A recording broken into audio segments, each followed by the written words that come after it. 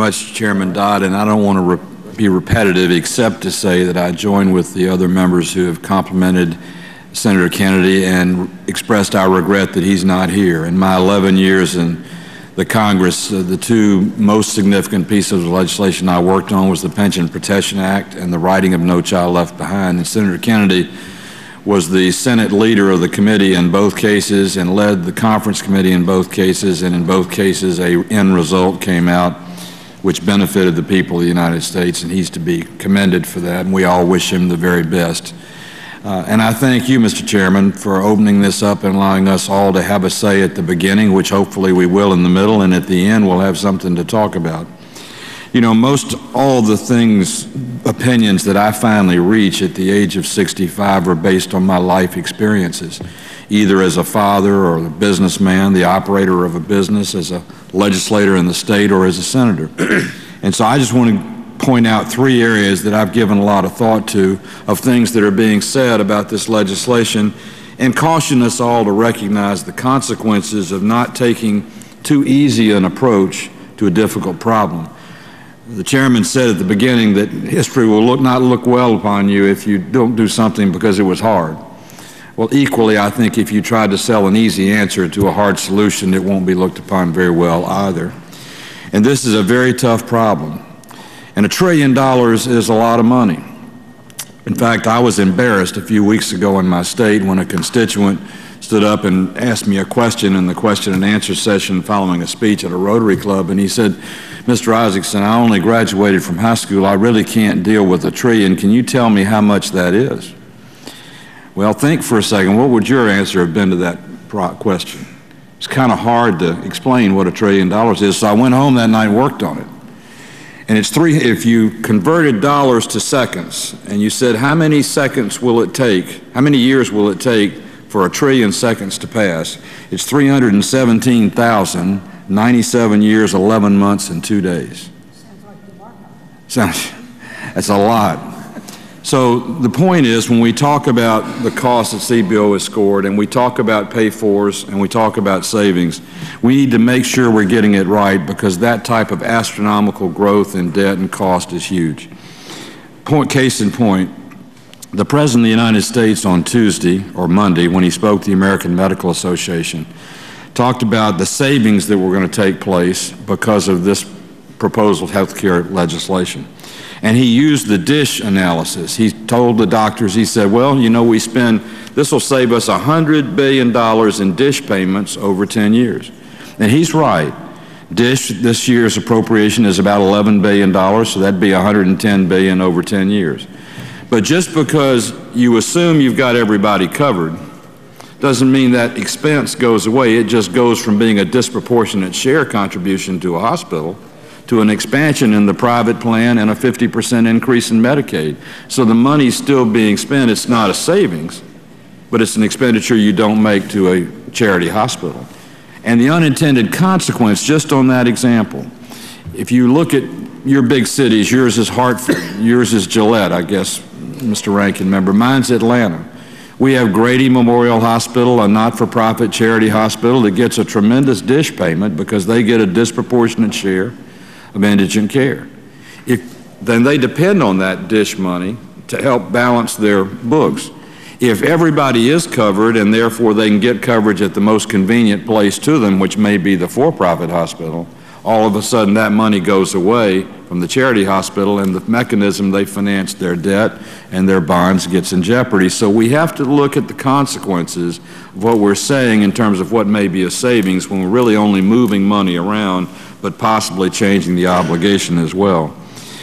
Secondly, I was a state legislator for a long time, and Mr. Alexander, Senator Alexander, did a good job of addressing Medicaid. I'm not going to repeat everything that he said, but he raised some very good points, but I would like to put it in perspective.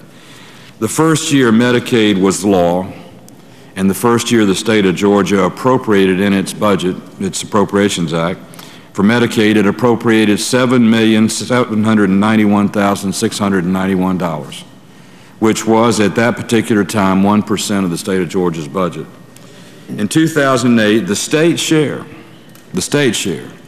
of Medicaid was $2 billion, $468,376,258, which is 12% of the entire state budget. If you raise Medicaid from 100% eligibility to 150 and tell the states they're not going to have to pay for the first 4 years, we're going to have to pay for the first 4 years. And it's going to be the equivalent for my state alone of $1 billion a year more in expenses from the federal government. And we should remember that when we passed the economic stimulus bill, a significant portion of it went to Medicaid to offset the difficulties the states are already having in meeting their obligations. And when that stimulus expires in 2 years and the money's gone, we don't have the money to do it again and the hole's already deeper. So we need to be cautious and careful about that. Now, as far as the private plan, and I have so much admiration for the senator from Maryland, and she made an interesting statement regarding her support for the public health plan, and I appreciate that. She talked about she wanted a public plan because it would hold private plans accountable. Well, it is our responsibility in government to hold people accountable, but we do it through regulation and oversight. I don't know that we ever did it through competition, because when you think about it, the entity that taxes you and regulates you is not going to be a very fair competitor if they don't have to make a profit to stay in business. Which brings me to my second point. A member of the majority was quoted last week, not in this committee, but from another committee, was quoted last week when asked the question, well, where are we going to get these savings from? He said, well, one of them is going to come from the public competition, because as a public competitor, we don't have to make a profit. Well, if your theory is you're going to save money by removing profit, you're also removing the very incentives that we were all talking about for quality of health care. So that's, I think, a flawed philosophy. And I think the suggestion by Senator Conrad, which doesn't yet have any meat on the bones, of a cooperative, may make an awful lot of sense.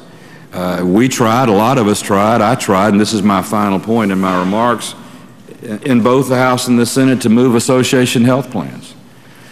Which is a form of a co-op, and was, but we never could quite get there, and we couldn't quite get there because we never could get enough votes because of the philosophical difference between a private solution and a public solution, which is ultimately really the dividing line in this piece of legislation.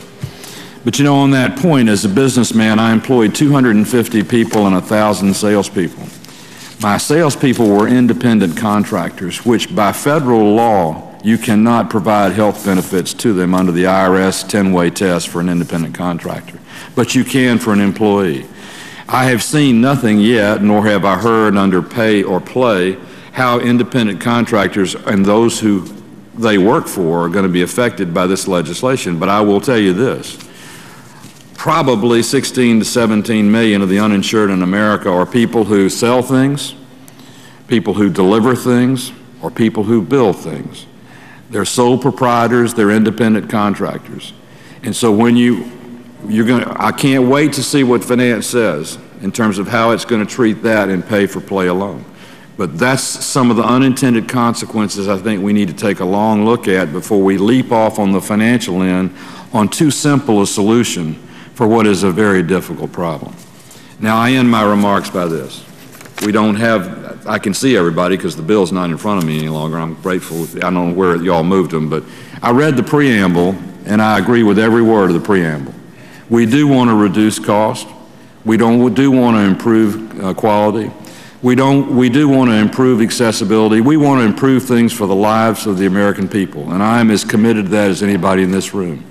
But I am not going to stand myself for a simple solution to a very difficult problem. This country cannot afford to get this wrong, because if we do, we won't have another big issue to debate, because we won't have a country.